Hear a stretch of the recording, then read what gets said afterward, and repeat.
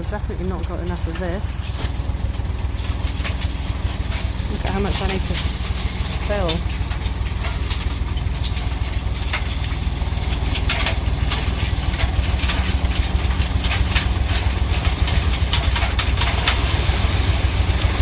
So at least it tips sideways.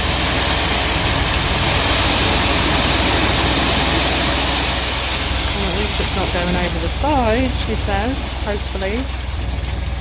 Jesus Christ, I'm going to need another 3 trucks. It's supposed to be 8 tons on the back.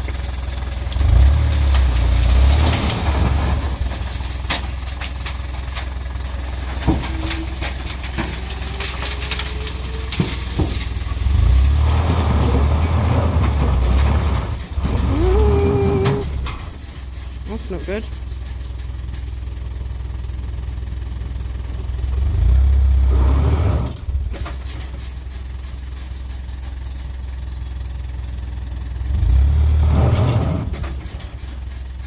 I got the truck stuck.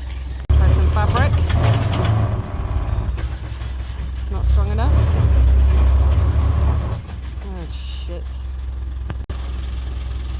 Just put some stones under it to try and wedge it.